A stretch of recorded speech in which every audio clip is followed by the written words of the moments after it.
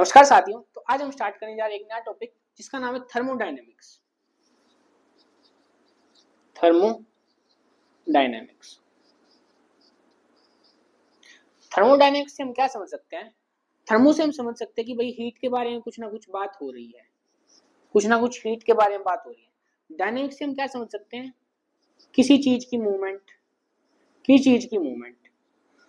तो हीट और मूवमेंट दो वर्ड हमारे पास आ चुके हैं, हीट और मूवमेंट। सबसे पहले देखते हैं कि हीट क्या चीज है। Heat is a form of energy. It is a form of energy.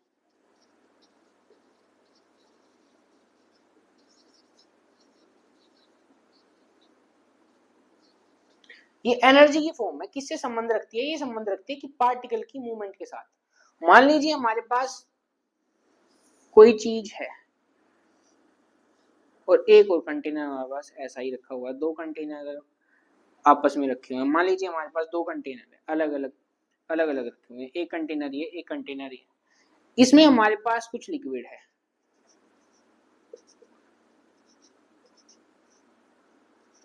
इसका टेम्परेचर मान लीजिए ए है, ये बी है।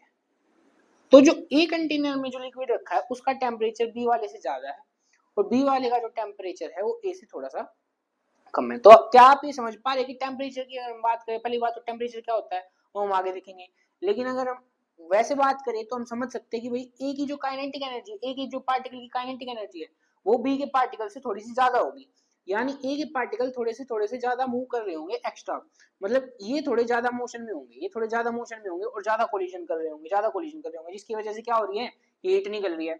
और यहाँ पे क्या हो रहा है, यहाँ पे थोड़ी सी कम कम कम मूवमेंट कर रहे हैं, जिसकी वजह से ही थोड़ा सा ठंडा लग रहा है। अगर हम इस पर हाथ लगा के देखेंगे तो ये थोड़ा सा गर्म लगेगा, ये कैसा लगेगा, ठंडा लगेगा, क्योंकि इसके पार्टिकल की मूवमेंट कम है, इसके पार्टिकल की मूवमेंट ज्यादा है। अब मान लीजिए अब इन दोनों कंटेनर में से दोनों लिक्विड हमने इसमें डाल दिए, दोनों लिक्विड इसमें हमने डाल दिए, दोनों लिक्विड डाल दिए। अब ये कुछ ज्यादा मूव कर रहे थे, कुछ कम मूव कर रहे थे। अब ये लेकिन क्या होगा, ये इससे टकराएंगे, जो इसके पार्टिकल थे इस वाले के इसमें, वो इसके पार्टिकल्स के साथ मिलेंगे और दोनों दोनों कैसे वाइब्रेट करने लग जाएंगे, साथ साथ वाइब्रेट करने लग जाएंगे, या कह सकते हैं कि साथ साथ मूव करने लग जाएंगे। अब हमारे पास क्या हुआ कि भाई इसकी एनर्जी कुछ ज्यादा थी, काइनेटिक एनर्जी ज्यादा थी, इसकी कुछ काइनेटिक एनर्जी कम थी। लेकिन जब दोनों को एक साथ डाला तो इसके पार्टिकल्स ने इसको भी कुछ मूवमेंट प्रोवाइड एक्स्ट्रा कर दी और खुद की इसकी कम हो गई इसकी वजह से। तो ये दोनों अब एक इक्विलिब्रियम स्टेट में आ जाएंगे, या आप कह सकते हो कि दोनों की काइनेटिक एनर्जी कैसी हो जाएगी, इस केस में सेम हो जाएगी। तो इस केस में हमारे पास क्या हुआ, इस केस में हुई कि भाई एनर्जी ट्रांसफर हो गई, हीट एनर्जी क्या होगी, ट्रांसफर हो गई A container to B container में। या कह सकते हो कि आप दोनों को मिला के हम कह सकते हैं कि भाई एनर्जी ट्रांसफर हो गई, एनर्जी आपस में बढ़ चुकी है। ये होगा हमारे पास एनर्जी ट्रांसफर का मतलब। अब देख लेते हैं कि भाई थर्मोडायनेमिक्स का क्या मतलब है। थर्मोडायनेमिक्स का बेसिकली मतलब है कि it is a branch of physics that studies the relationship between heat, work and energy and also the physical property of matter. Heat, work और एनर्जी और फिजिकल प्रॉपर्टी ऑफ मैटर के relationship को जो study करती है, उस physics की branch का नाम है, उस फंडामेंटल फिजिक्स की ब्रांच का नाम है हमारे पास क्या है, थर्मोडायनेमिक्स। थर्मोडायनेमिक्स हम बात करेंगे इसमें ट्रांसफर ऑफ एनर्जी। अब transfer of energy, heat energy to किसी वर्क में भी हो सकती है, वही उल्टा भी हो सकता है, या आप कह सकते हो वही हीट एनर्जी टू किसी मैकेनिकल एनर्जी में हो गई। इसमें हम बात करेंगे ट्रांसफर और ट्रांसफॉर्मेशन ऑफ एनर्जी के बारे में। बस पूरी जो स्टडी होगी वो किसके अंडर आएगी, वो थर्मोडायनेमिक्स के अंडर आएगी।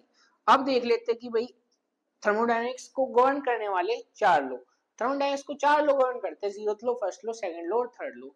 चारों कहां से आए? अब कहां से आए, ये एक इंपेरिकल लो है चारों के चारों, ये कहीं से भी नहीं आए, इनको हमने एक्सपेरिमेंटली निकाला है। अलग अलग साइंटिस्ट अपने अपने टाइम में अलग अलग एक्सपेरिमेंट करे, बहुत सारे एक्सपेरिमेंट करे, एक्सपेरिमेंट कर करके जो हमारे पास रिजल्ट निकल के आए, हमने उससे एक नियम बना दिया, फिर दूसरा नियम बना दिया, फिर तीसरा, फिर चौथा, ऐसे करके चार नियम हमारे पास आ चुके हैं। चारों के चारों नियम इंपेरिकल लॉज हैं, इनका कोई हमारे पास प्रूफ नहीं है, बट ये गलत भी नहीं है, 100% ट्रू है।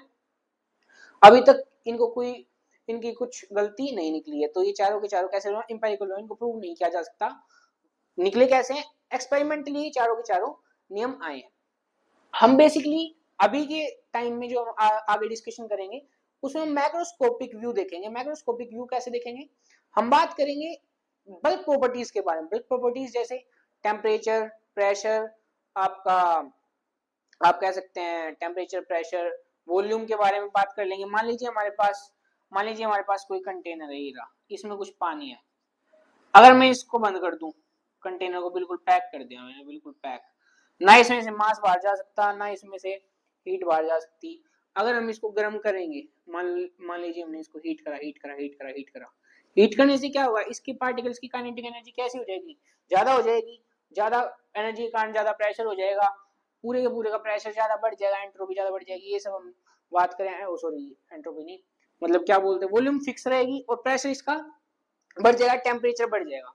तो ये हम बात करेंगे बल्क प्रॉपर्टीज के बारे में। हम इसके माइक्रोस्कोपिक व्यू पे नहीं जा रहे हैं, मैक्रोस्कोपिक व्यू देख रहे हैं।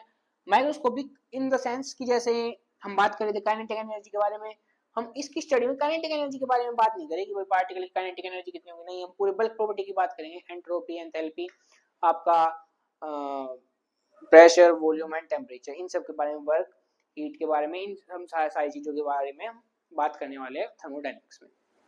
अब देख लेते हैं एक चीज, किसका एप्लीकेशन ऑफ थर्मोडायनेमिक्स। फिजिक्स में क्या एप्लीकेशन है, फिजिक्स में इसका एप्लीकेशन है कि भाई हम निकाल लेते हैं हीट, प्रेशर, ये मतलब बल्क प्रॉपर्टीज जो निकालते हैं हम, ये सब निकालने में इसका काम आता है।